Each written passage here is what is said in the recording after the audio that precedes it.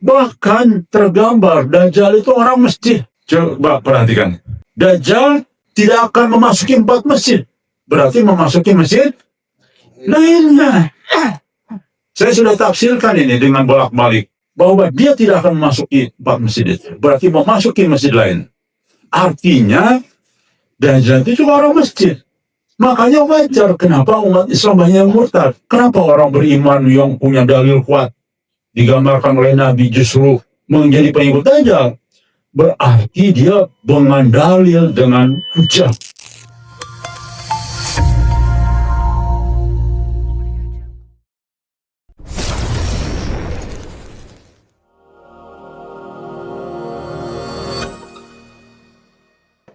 Bertema sistem dunia modern saat ini dan fitnah Dajjal, di mana ada terlihat pola, ya, persamaan pola ini yang perlu dipahami oleh kita semua. Baik, dalam literatur hadis jelas Nabi menekankan bahwa fitnah Dajjal itu adalah fitnah besar, ya. Sejak Adam dilahirkan, tidak ada lagi fitnah kecuali fitnah Dajjal. Tapi juga ada fitnah lain, fitnah ulama, ya. Rekan sekalian, fitnah Dajjal ini memang menjadi satu momok bagi kita semua, ya, yang memang selalu menghantui kita. Namun ada kekeliruan dari para ustadz. Kalau ingin terhindar dari fitnah Dajjal, cukup membaca surat Al-Kahfi ayat 1 sampai 10, maaf. Iya betul, 1 sampai 10, ya. Itu saja. Hampir semua saya lihat itu. Saya coba, ada mungkin sekitar 40 videoan. Solusinya hanya itu, dari ustaz-ustaz.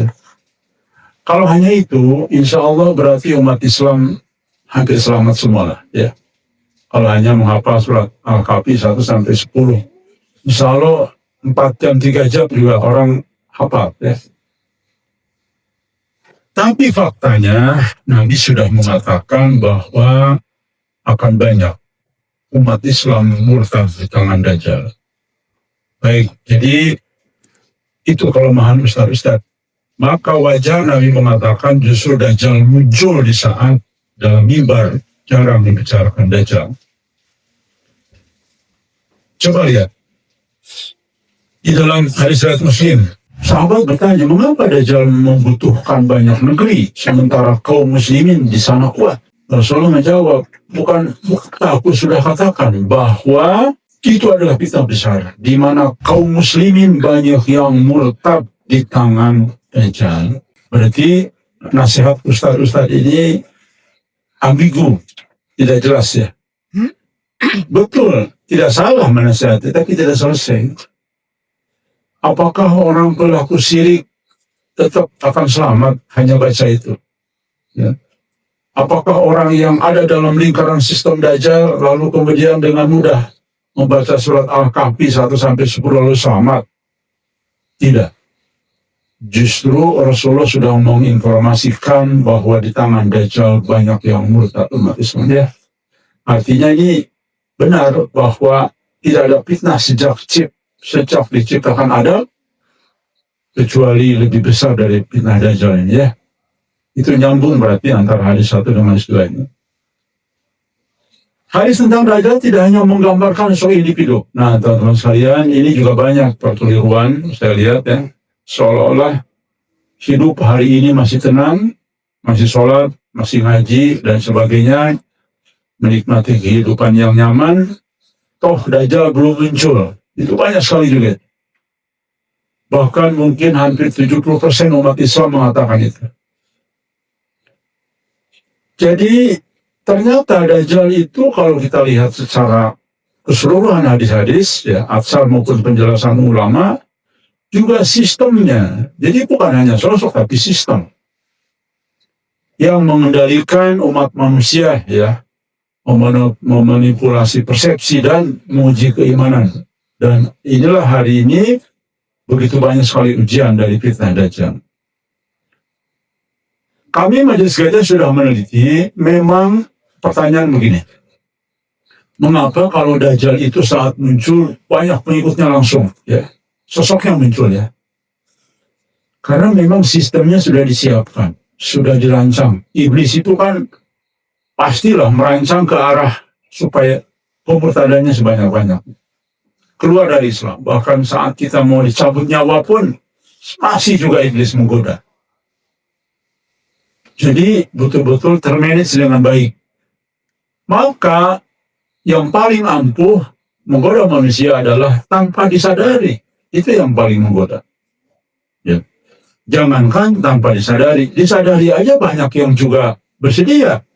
Yuk kita dugem, yuk kita dangdutan, yuk kita icip-icip apa kayak deh, narkoba. Banyak yang mau kan. Jadi bayangkan ya, terang-terangan saja banyak yang mau umat Islam. Apalagi yang tidak terasa. Maka yang tidak terasa biasanya menggoda para tokoh agama, ya. Nah, yang menariknya adalah sistem dunia modern ini sesungguhnya punya irisan kesamaan dengan sistem Dajjal ini, ya. Sebagian ulama dan pemikir Islam kontemporer melihat bahwa ada kemiripan pola antara karakter sistem yang sekarang ini dengan sistem Dajjal di dalam hari-hari saya zaman. Jadi sistem modern ini hampir ada kesamaan, kemiripan. Kajian ini nanti kita akan coba untuk memahami pola fitnah. Yang kedua, kita akan coba memahami meningkatkan kewaspadaan bagi umat, ya, tentang fitnah Dajjal. Rasanya memang kalau kita lihat hampir di seluruh ceramah-ceramah di mimbar jarang sekali. Saya terakhir chat bertanya di grup SD dan teman-teman SMP, ya.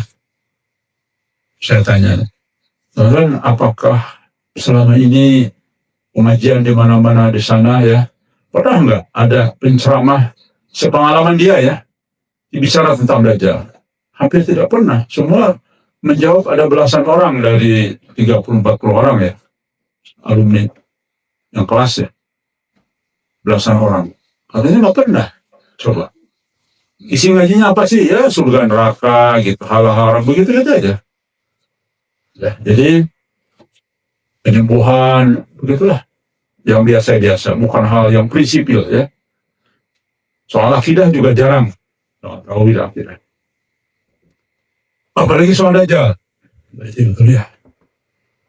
Jadi kita terus berteriak soal Dajjal ini. Mempersiapkan ketahanan.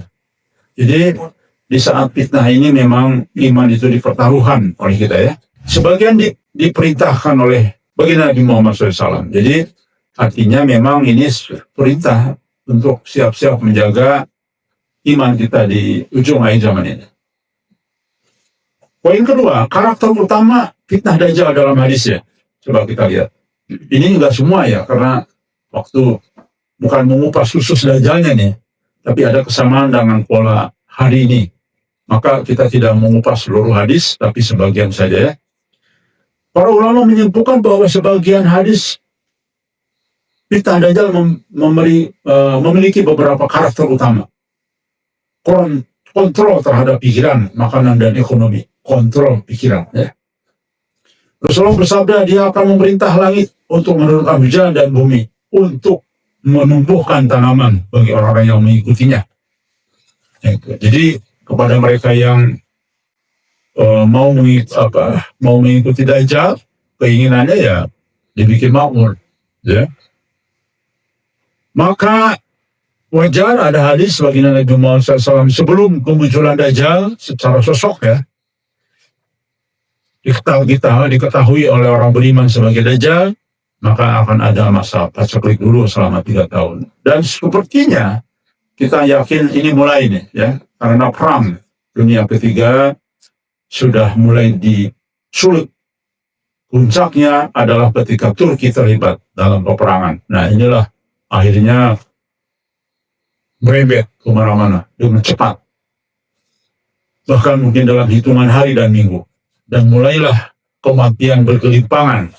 Karena mungkin saja bom nuklir sudah mulai bicara. Karena kematiannya yang tragis, ya, 800 sampai mendekati 1 miliar orang ini kan kematian dahsyat. Bagaimana kuburannya juga nguburin sebanyak orang itu walaupun di seluruh dunia, tapanya juga mengerikan ya. Ini kita lihat perang di Gaza, perang di mana-mana sekarang ya, di Lebanon, di Iran, kematian baru ribuan saja sudah heboh. Apalagi sampai 800 juta orang. Ini tidak terbayang, teman sekalian ya. Dalam riwayat lain disebutkan, orang-orang yang mengikuti Dajjal akan mendapatkan kelapangan hidup. Sedangkan yang menolaknya akan mengalami kesulitan. Nah ini hati-hati, betul kemungkinan apa yang disampaikan oleh Jenderal Konrikun, ya, di mana nanti pada saatnya akan sistem yang bicara. Diarahkan bahwa seluruh perangkat kehidupan kita ini harus satu sistem. Yang tidak ikut sistem ya susah, siap-siap susah. Maka Nabi mengatakan, mandirilah kalian hidup nanti zaman fitnah. Mandiri, lari ke gunung-gunung, hidup di sana. Supaya bisa mandiri, tidak tergantung sistem. Nanti teman-teman, sepertinya memang akan segera mulai berlaku ya. Karena AI sudah mulai merajalela dalam kehidupan kita. Nah, bagi yang negatif, dibikinlah untuk kekuasaan. Semua nanti uang lah, apalah, ngambil makanan, segala macam bisa jadi mengarahkan ke sana. Dalam waktu cepat nih, satu tahun ke depan bisa jadi. Sudah mulai. Dan sekarang sudah mulai juga ya. Program-program yang tidak langsung bayar tunai ini. Nah, Jenderal Konrikun membahas itu. Bahwa nanti, intinya yang mengikuti keinginan Dajjal maka hidupnya akan senang dan sebaliknya akan mengalami kesulitan. Jadi perintah Nabi benar ya. Untuk ujilah supaya kita tidak tergantung itu dan kita tidak peduli karena kita bisa hidup sendiri, makan sendiri dan sebagainya untuk mulai kemandirian. Jadi fitnah Dajjal itu adalah kontrol saat ini ya dalam dunia modern sumber kehidupan manusia, yaitu pemikiran, kontrol kehidupan dunia, kontrol kesejahteraan, kontrol iman yang diuji melalui tekanan hidup. Nah itulah gambaran-gambaran dalam hadis yang ada kita lihat dan memang faktanya mengarah kepada itu ya. Allah Ta'ala telah mengisyaratkan bahwa di dalam surat Al-Baqarah ayat 155, dan sesungguhnya kami akan menguji kalian dengan sedikit rasa takut, kelaparan dan kekurangan harta, jiwa dan buah-buahan. Dan ini akan berlaku sampai dengan Dajjal muncul. Ujian bagi kita. Lalu kemudian yang kedua, tadi kan yang pertama apa? Kontrol terhadap pikiran, makanan, dan ekonomi. Yang kedua, sistem Dajjal itu juga memanipulasi persepsi dan realitas. Jadi ini kita bicara sistem. Ya. Rasulullah bersabda, bersama Dajjal ada sesuatu yang nampak seperti surga dan neraka. Ada yang nampak seperti surga, sebenarnya adalah neraka. Itu yang sudah kita sering dengarkan ya. Jadi manipulatif pikiran. Berarti kan kalau Dajjal mengatakan surga, berarti kan menawarkan kebaikan. Masa menawarkan surga, mengajak ke diskotik, pasti surga, pasti kebaikan. Ya. Ini keselamatan, ini konsep kebaikan pasti begitu. Karena kan menawarkan surga. Dalam hadis riwayat Bukhari jelas beliau bersabda, Nabi bersabda, kiamat tidak akan terjadi sebelum dibangkitkannya Dajjal pendusta yang berjumlah sekitar 30. Semua mengaku sebagai utusan Allah. Jadi terlihat sekali sebetulnya banyak sudah mulai betul. Dajjal itu sudah bermunculan hari ini. Entah sudah keberapa, entah sudah ke-20, entah sudah ke-25, entah sudah mendekati. Ini Dajjal kecil ya. Hari kiamat tidak akan datang sampai muncul 70 pembohong. Aku bertanya seperti, apakah ciri-cirinya? Rasulullah menjawab, mereka akan datang dengan kalian, dengan membawa sunnah. Lihat, membawa sunnah, pemikiran dan tindakan yang belum pernah kalian praktekkan, mereka akan mengganti sunnah kalian dengan sunnah yang dibawanya. Berarti ini ahlul bidah ini. Kalau kita lihat dari pernyataan ini. Membawa ajaran yang belum pernah Rasul ajarkan. Dikasih tahu ahlul bidah pun tetap aja kan susah ya. Mereka punya alibi lain, punya dan padahal sudah jelas dalam hadisnya ini. Membawa sunnah, pembohong ya. Salah satu ciri Dajjal kan pembohong, membawa ajaran-ajaran ya, bahkan mengaku utusan.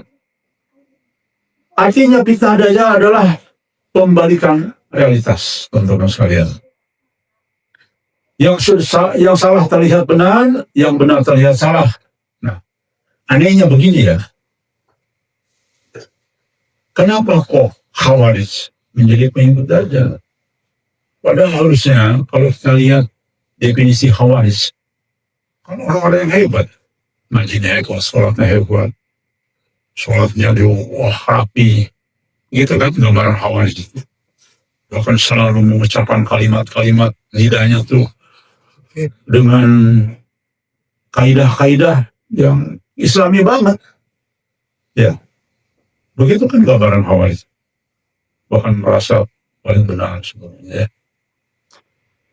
Pertanyaannya, kenapa mereka kok jadi pengikut aja? Itu sebuah pertanyaan berat kan bagi kita. Berarti betul Dajjal ini punya kepandaian luar biasa ya. Selain tadi alul bidah ini, ya kan? Karena membawa ajaran baru. Tapi anehnya kelompok Khawarij ini kan nggak mungkin alul bidah. Tapi juga jadi pengikut aja. Luar biasa. Mari kita renungkan bersama ya. Al-Quran sudah menggambarkan pola ini ya. Dalam surat An-Nahl ayat 63. Setan menjadikan mereka memandang baik perbuatan baik atau kan semua mengklaim kan baik. Oh, siapa bilang baik kok ini? Kan memakmurkan masjid. Baik kok ini sholawat kepada Nabi. Ya, semua begitu. Atas nama kebaikan, coba lihat. Memandang perbuatan mereka baik katanya. Jadi kalau ada konser di lapangan ya, entah konser salawat, entah konser sama, itu begitu, merasa kebaikan. Ini kan mengajak kebaikan, begitu ya. Tapi sesungguhnya tidak demikian di pandangan Allah. Bahkan tergambar Dajjal itu orang masjid. Coba perhatikan. Dajjal tidak akan memasuki 4 masjid. Berarti memasuki masjid lainnya. Saya sudah tafsirkan ini dengan bolak-balik. Ya. Melalui AI, melalui apapun lah saya lakukan. Ternyata betul. Ini artinya satu tanda bahwa dia tidak akan memasuki 4 masjid itu. Berarti memasuki masjid lain. Artinya Dajjal itu juga orang masjid. Makanya wajar kenapa umat Islam banyak yang murtad. Kenapa orang beriman yang punya dalil kuat digambarkan oleh Nabi justru menjadi pengikut Dajjal. Berarti dia dengan dalil, dengan hujah. Jadi Dajjal dengan hujah. Dan uniknya hanya 2 yang bisa melihat Dajjal. Orang mukmin dan orang yang benci dengan perbuatan Dajjal. Sekarang ini kalau kita lihat zaman modern ini banyak yang bukan benci, justru suka dengan perbuatan Dajjal ya. Yaitu ngada-ngadai perkara baru, kemudian ala-ala barat, semua ya. Tunangan dilegalkan, tunangan itu cincin berhadapan, bahkan dicium di hadapan, ini keningnya diperlukan begitu. Sekarang itu model-modelnya mulai barat persis. Setelah itu bebas mereka. Karena sudah tunangan pasti nikah ya, kadang-kadang pergi tamasya ke Bali kemana kan dibebaskan. Itu kan berita-berita hari ini. Sudah tunangan, artis bulan dengan bulan. Masyarakat umum mengikuti artis karena idolanya kan. Itu mah gak apa-apa, tunangan. Bahkan ada kiainya tuh. Lihat itu. Berarti kan itu melegalkan. Kiai sendiri juga melegalkan. Ya itulah contoh bagaimana fitnah Dajjal sudah masuk kemana-mana ya. Maka alhamdulillah di tanah Ujlah ini kita berusaha menghidupkan kembali pola-pola yang diterapkan oleh baginda Nabi Muhammad SAW. Bahkan kita hati-hati betul menjaga kaitan dengan laki-laki dan perempuan ini. Bahkan kita punya sekarang jalur laki-laki sendiri, jalur perempuan sendiri. Kenapa demikian? Karena ini menjaga saja. Bukan kita ekstrim, Bukan berarti kita tidak boleh ada pertemuan laki perempuan, tapi membatasi agar tidak juga terlalu bebas, ya. Jelas sekali. Jadi orang masjid, apalagi kita lihat kan, membawa sunnah, berarti kan orang masjid membawa sunnah, membawa hadis kan, membawa dalil, jelas sekali. Tapi anehnya, bin ajaibnya, tidak ada satu pun, silahkan Anda cari. Ustadz Kiai mengatakan Dajjal itu Muslim. Semua mengatakan Dajjal itu kafir berat. Buktinya nih, pengikutnya 70 Yahudi, itu aja yang dibawa-bawa. Tapi anehnya kok, perhatikan teman sekalian, agak unik memang. Ini satu pertanyaan besar loh ini. Perhatikan, jarang loh ketika Ustadz penceramah ada tidak sering tentang Dajjal, toh nggak pernah ngambil hadis-hadis ini. Itu yang saya bingung. Padahal dari hadis Muslim, Bukhari, kayak apa ya? Kayak ada yang tutupi, kayak nggak ngerti saya. Kayak nggak dapat hidayah nih Ustadz ini. Motifnya tuh atau nggak baca gitu. Saya nggak ngerti juga. Motifnya tuh ya Dajjal orang kafir, di sininya ada tertulis bagi orang yang bisa lihat. Ya, begitu. Kafir katanya. Silakan teman-teman perhatikan. Semua begitu. Tidak ada yang berpikir bahwa Dajjal itu justru orang alim. Oke. Dan alhamdulillah hadis ini dibenarkan di dalam mimpi Muhammad Qasim. Muhammad Qasim menggambarkan justru Dajjal itu orang yang alim. Bahkan namanya juga nama Muslim, julukannya mungkin ya insyaallah, yaitu julukannya Abdurrahman. Itu kan berarti jelas banget, bukan si Joni gitu kan. Bukan namanya, tapi Abdurrahman itu berarti benar, Masya Allah. Tuh kan, itu baru Al-Mahdi. Kenapa? Karena dengan tepat sekali menggambarkannya. Dan anehnya, cuman kita nih, orang-orang biasa-biasa yang sadar. Loh, kok hadisnya benar juga nih, teman sekalian.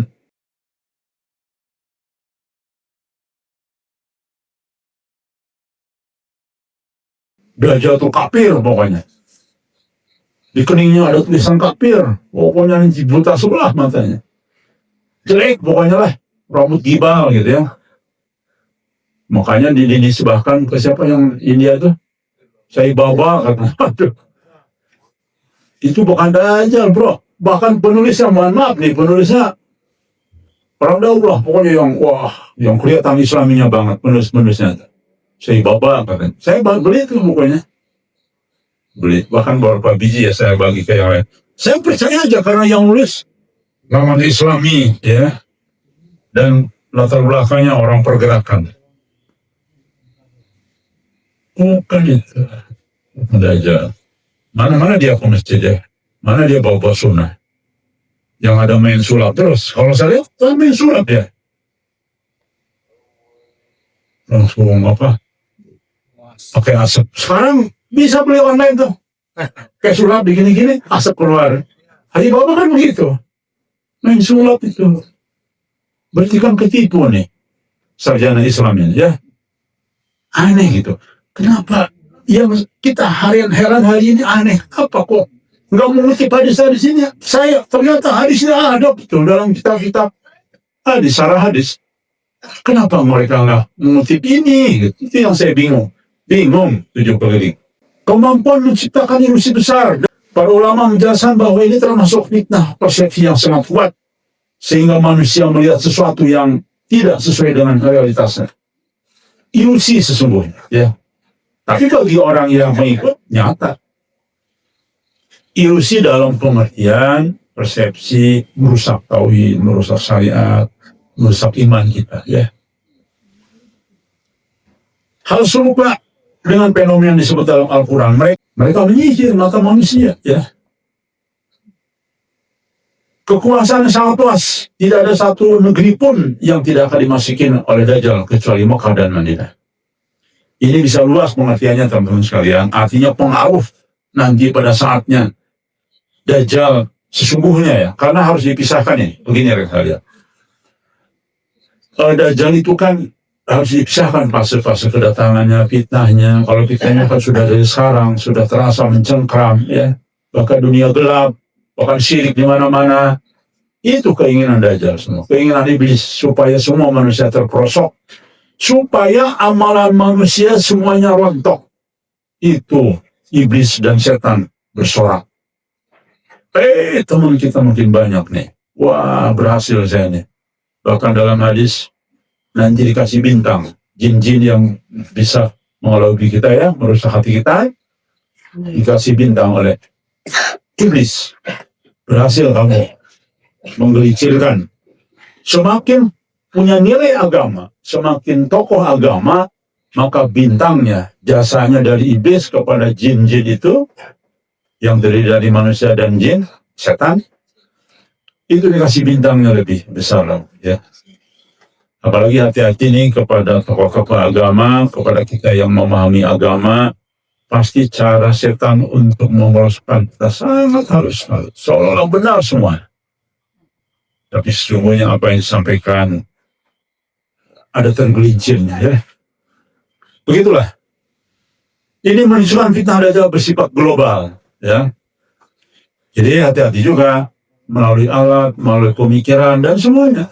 Terutama kenapa begitu cepat? Karena memang melalui teknologi sekarang ini ada. Ada yang bertanya kepada saya, Kang, bukankah AI itu Dajjal, gitu ya? Saya katakan tergantung. Kalau kita hanya sebagai menggunakan alat bantu, ya tidak apa-apa. Tapi kalau kita selalu bertanya dan mengikuti seluruh apa yang disampaikan Dajjal tanpa cross-check, mengikuti apa yang disampaikan AI, itu bahaya juga memang. Jadi tergantung penggunanya. Bahkan kalau kita lihat fatwa di seluruh negeri ternyata dibolehkan dengan batasan-batasan, ya. Berarti insya Allah apa yang kita sampaikan benar. Bahkan nanti di zaman Al-Mahdi, teman-teman sekalian, itu zaman AI karena modern, semodern-modernnya dibandingkan dengan modern sekarang. Puncaknya modern nanti. Bahkan nanti kita naik mobil itu tidak lagi di darat, tapi di angkasa semua, ya. AI itu. Jadi tergantung AI itu. Mau diajak benar ya benar, ya. Diajak maksiat ya maksiat. Coba tanya AI, di mana tempat maksiat di Indonesia? Itu juga sama dia. Kan jadi maksiat kita, ya. Tapi kalau AI coba cari kitab-kitab ulama ini, cariin, itu kan tergantung kita. Coba kalau kita tanpa bantuan AI sekarang lambat, waduh. Ya. Roadmap blueprint pun bantuan AI, dibantu oleh AI setengahnya, ya, pemikirannya untuk mencari cepat dan sebagainya juga ternyata tidak mudah. Apalagi tidak dibantu oleh teknologi. Bahkan jadi susah, berat. Nggak mungkin lah. Saya merasa sebagai orang yang mengerjakan blueprint dan roadmap, sepertinya kalau manual sulit terwujud. Memang sudah waktunya Allah menjadikan ini, ya, sehingga dibantu oleh AI. Karakter sistem yang ketiga, karakter sistem dunia modern, lihat. Dunia modern saat ini berkembang menuju sistem global yang memiliki beberapa karakter utama. Hampir sama, lihat, ya, dengan apa yang ada dalam konsep Quran hadis tadi. Pertama, sistem modern hari ini adalah sistem sentralisasi ekonomi global. Hampir semua begitu, ya, desentralisasi. Baik sistem pembayarannya atau sistem keuangannya, satu negara kena kolek, imbasnya ke yang lain, begitu. Saat ini ekonomi dunia dipengaruhi oleh sistem perbankan global, ya. Kemudian mata uang internasional, jaringan keuangan digital, dan sebagainya. Al-Quran sudah memberikan peringatan terhadap bahaya konsentrasi kekayaan, agar harta itu tidak hanya beredar di antara orang kaya saja, di antara kalian, ya. Ini diingatkan, sudah diingatkan oleh Al-Quran, bayangkan. Tapi karena kita sistem adalah sistem modern kapitalis, menabrak apa yang disampaikan di dalam Quran, ya sudah terperosok. Maka benarlah apa yang disampaikan oleh Prof. Nadam, penasihat kita, dengan konsep ekonominya snowball. Artinya Yang terbaik itu memperkuat lapisan bawah supaya setiap kelompok punya kemandirian. Sebenarnya ini mirip-mirip dengan konsep Ujlah ya. Maka insya Allah nanti pada saatnya kalau kita diberi kesempatan bagaimana ekonomi terbaik, insya Allah nanti Prof. Nandang juga suruh kita maju ya untuk menyampaikan konsepnya. Jadi sistem ekonomi terlalu terpusat, maka sebagian kecil pihak dapat mengontrol kehidupan banyak manusia. Tuh, satu orang kaya sekarang ini di dunia yang bisa meminjamkan uang kepada negara mengontrol tanpa disadari oleh apa yang kehendak mereka bisa menggunakan negara-negara lain. Ya. Ada negara yang melawan, dibikin bangkrut, bahkan digulingkan presiden, bahkan diculik. Kan luar biasa ini sistemnya ya.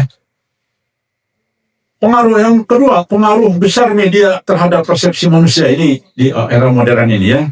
Di era modern media, algoritma digital, tuh, propaganda, itu semua udah diatur oleh mereka yang punya sistem. Mereka punya aturan. Algoritma digital yang ngomong-ngomong terus kebangkitan Islam diperkecil ininya. Tanpa kita sadari loh. Jadi orang membuat sosmed punya kita tuh jarang kelihatan. Jarang lewat. Kenapa? Karena mereka dibikin sistemnya begitu. Ini membahayakan nih akun ini. Nah sudah. Memang begini aturannya supaya tidak muncul ini. Jadi tanpa kita sadari loh. Makanya susah. Orang yang berjuang di jalan yang benar saat ini, ya, pasti sosmednya sulit untuk berkembang. Tapi kebenaran yang murni ya. Tapi kalau banyak sih semua mengusung kebenaran. Tapi sesungguhnya Allah Maha tahu, ya. Sehingga banyak jutaan viewernya ya, puluhan juta bahkan. Tapi yang bicara sesungguhnya, bicara kejujuran apa adanya, sulit. Punya kita ini, hampir semuanya diiklanin loh. Hampir semua ya enggak. Ya enggak semua sih. Dikit lah. Dibandingkan dengan seluruh video. Ya. Banyak, mungkin 10% barangkali. Jangan tanya Mas Ari. Maksimal cuma 100.000 lebih. Diiklanin Pak. 50.000 rata-rata. 60.000 bikin aja. Sulit sekali ya. Nolong kita. Jadi, kontrol algoritma digital. Al-Quran telah memperingatkan tentang bahaya informasi yang menyesatkan, ya, yaitu dalam Al-Hujurat ayat 6. Jika datang kepada kalian orang fasik membawa berita, maka periksalah dengan teliti. Jadi sudah mengingatkan apa ini? Sistem informasi ini sebetulnya. Nah, alhamdulillah karena kita ini serius dalam hal ini melaksanakan perintah Allah sampai tabayun pun ketika kita mendengar ada berita ini dia Al-Mahdi dan sebagainya, kita datang walaupun harus menghabiskan anggaran yang besar hanya untuk menjalankan perintah Allah, tabayun, periksa dan sebagainya. Maka karena kita ikut perintah Allah, insya Allah kita selalu diberikan hidayah dalam sirat ya. Ketergantungan yang berikutnya, ketergantungan manusia pada sistem global. Manusia modern sangat tergantung kepada sistem energi saat ini ya. Ya, ini yang berlaku saat ini. Yang kedua, distribusi pangan, jaringan keuangan, teknologi digital. Jika sistem ini terganggu, kehidupan manusia juga terguncang. Tuh, maka Jenderal Fordiko sudah ingatin, hati-hati, ada rencana pemadaman listrik dunia, ya, sehingga nanti mobil listrik semuanya macet di tengah jalan. Bayangkan perjalanan pakai mobil listrik dari sini, misalkan ke Lampung, lewat-lewat kadang lewat hutan kan masih mati listrik, coba bayangkan ya. Jadi begitu kata Jenderal Fordiko, hati-hati, persiapkan dari sekarang ini, baik makanan maupun listrik. Oke, hal ini mengingatkan umat Islam untuk tidak kehilangan kemandirian hidup tuh kan? Cocok kan? Artinya betul kata Nabi, kalian mandirilah mulai hidup di zaman fitnah. Karena apalagi menghadapi kekurangan, kesulitan, bahkan makanan roti pun jadi bunuh-bunuhan. Nah, maka larilah kalian untuk hidup mandiri. Ke bukit-bukit. Kenapa harus di bukit? Kenapa di gunung? Karena memang sumber air, sumber makanan. Jadi Nabi itu sudah mengatakan itu juga ya. Luar biasa kan. Persamaan pola yang perlu dipahami ya, dan sebagainya. Jika dibandingkan secara hati-hati, terdapat beberapa kemiripan pola, bukan kesamaan identitas. Yang pertama, kontrol ekonomi sebagai alat kekuasaan. Hadis Dajjal menunjukkan kontrol makanan dan ekonomi dapat menjadi alat tekanan iman. Tuh lihat ya, kesamaannya sama kan? Jadi kontrol ekonomi sekarang ini jadi alat kekuasaan. Makanya kekayaan hanya di tangan segelintir orang. Ya. Yang kedua, hadis Dajjal menunjukkan sistem modern menunjukkan bahwa ekonomi juga bisa menjadi alat kontrol sosial. Itu hadis-hadis tadi kan? Ini artinya. Ya. Yang kedua, manipulasi persepsi melalui teknologi. Fitnah Dajjal menggambarkan pembalikan realitas. Dunia modern juga menghadapi fenomena yang sama. Propaganda, manipulasi informasi, penciptaan narasi. Begitu, ya. Sehingga kita sering sekali tidak bisa membedakan. Maka sekarang ini banyak yang terjebak. Saya ada di puluhan grup, semua hampir terjebak lah. Saya lihat gampang mencaci maki orang, gampang mencaci maki tokoh. Wah, semua seolah paling pintar lah semua. Di grup itu seolah paling pintar. Padahal lulusan SD juga belum tentu gitu.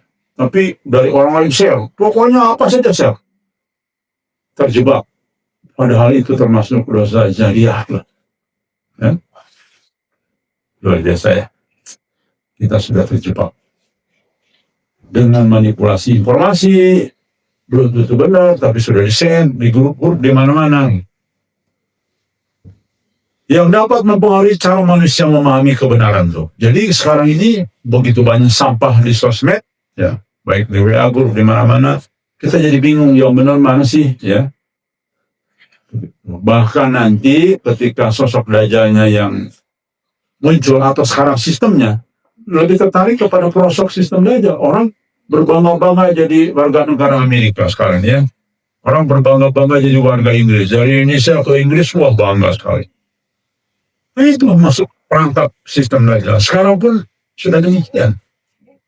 Karena semua hitungannya adalah uang dunia. Begitu teman sekalian ya. Padahal kalau dari sistem, kalau kita lihat dari kacamata agama, waduh jauh. Lebih bagus nyaman di sini teman-teman sekalian ya. Di sana itu berjamaahnya sulit. Saya kan pernah di Australia, saya pernah di beberapa negara Eropa ya. Mau ke masjid, mau berjamaah itu perjalanan setengah jam, pakai mobil lagi. Kan susah aja. Kalau kita kerja di kantor, kalau mau berjamaah, sholat, waduh, kadang-kadang nggak mungkin keburu. Belum makannya, belum pulang perginya kan. Kadang-kadang sejam loh, teman sekalian. Nih kita mau sholat nih, mau sholat asar, sholat zuhur. Di jam 11 sudah berangkat ya teh. Karena cari mesinnya tidak mudah. Pakai Google tuh, waduh, perjalanan sejam. Begitu juga di Australia, sulit. Maka orang-orang yang terperangkap dengan fitnah Dajjal ya berbangga-bangga. Ya, pengen kerja di sana, pengen lagi sekian, lalu kemudian jadi warga negara bahkan sudah sekian tahun. Oke, itulah satu contoh terperosoknya orang dengan fitnah Dajjal. Sistem global yang sangat luas. Hadis menyebutkan fitnah Dajjal menjangkau hampir seluruh bumi ya. Dunia modern juga menuju kepada sistem global yang saling terhubung. Sistem Islam terhadap problema ini, bagaimana? Islam tidak memerintahkan umat untuk paranoid, tetapi untuk waspada. Teman sekalian, kita boleh ke Inggris, kita boleh ke Amerika, boleh, bagus itu. Bahkan kalau bisa jadi hidayah bagi orang lain. Kita bukan paranoid, tetapi kadang-kadang kita kebablasan. Saya pun keliling dunia nggak apa-apa, justru kita jadi tahu kan. Tapi saya sama sekali tidak tahu. Kalaupun waktu itu ditawarkan jadi warga Australia, saya nggak mau. Karena saya paham, tinggal di sana tidak mudah teman-teman sekalian.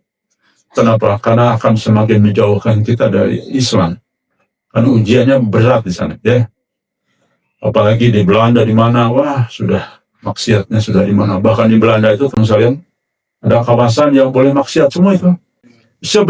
Sebaik-baiknya di sana tetap aja daerah yang sulit untuk menjaga imannya.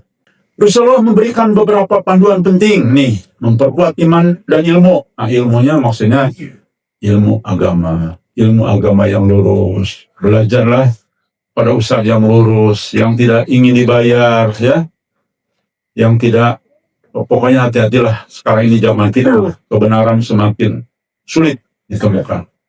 Rasulullah bersabda, barang siapa menghafal 10 ayat pertama dari surat Al-Kahfi, maka ia akan dilindungi dan dipitnah Dajjal. Ini tidak salah. Tetapi jangan hanya baca hadis ini, baca juga hadis yang lain. Ya. Contoh, bahwa syirik itu menghapuskan seluruh amal kita. Nah, baca juga dong itu, jangan hanya baca ini. Ya. Bagaimana dia bisa berlindung dari fitnah Dajjal sementara dia nggak punya amal, karena hapus rusak oleh perbuatan syirik, ya, dan banyak lain.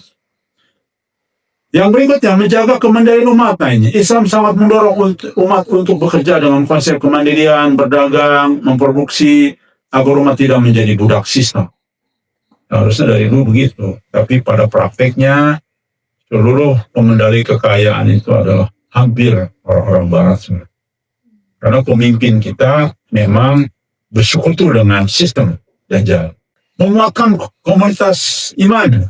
Dalam hadis disebutkan bahwa pada masa fitnah besar, sebagian orang akan menyelamatkan agama mereka dengan menjauh dari pusat kerusakan, yaitu ujlah, ya. Rasulullah bersabda, akan datang suatu masa di mana sebaik-baiknya harta seorang muslim adalah kambing yang dia bawa ke puncak gunung, menjauh dari fitnah demi menjaga agamanya. Seperti yang kita lakukan saat ini. Dan luar biasanya orang yang sudah ujlah adalah urutan kedua yang dianggap memiliki pengorbanan luar biasa. Urutan pertama manusia terbaik. Nabi mengatakan orang yang jihad dengan harta dan jiwa. Yang berikutnya Rasul apa? Siapa? Orang yang ujlah. Berarti ujlah itu dihargai sangat tinggi. Nomor 2 setelah jihad harta dan jiwa, ya. Sulit hari ini, dua-duanya jihad sulit. Ya, harta pun untuk jihad juga sulit. Cuma sekedarnya saja sekarang, ya. Jadi, alhamdulillah kita sudah bisa mewujudkan ujlah. Insya Allah, asal kita tujuannya niatnya baik, tidak menyombongkan diri, hanya memberitahu saja, meyakinkan orang, itu bukan sombong, ya. Tetapi kita harus menjaga diri, ya, niatnya yang benar. Jadi, insya Allah kita dihargai sebagai manusia terbaik, urutan kedua setelah jihad, harta, dan jiwa, ya. Kesimpulan dari kajian ini dapat disimpulkan, hadis tentang Dajjal menggambarkan fitnah sistemik yang sangat besar. Beberapa pola dalam hadis tersebut memiliki kemiripan dengan karakter sistem dunia modern seperti saat ini, kan. Hadisnya sudah gamblang tadi sampaikan, keadaan dunia modern pun sudah digambarkan. Artinya, adanya kontrol pikiran. Lalu kemudian kontrol ekonomi, manipulasi persepsi, kekuasaan global. Kesamaan pola ini tidak berarti sistem dunia saat ini adalah Dajjal. Jadi, tapi sistemnya, ya, tetapi dapat menjadi peringatan bagi umat Islam untuk meningkat kewaspadaan.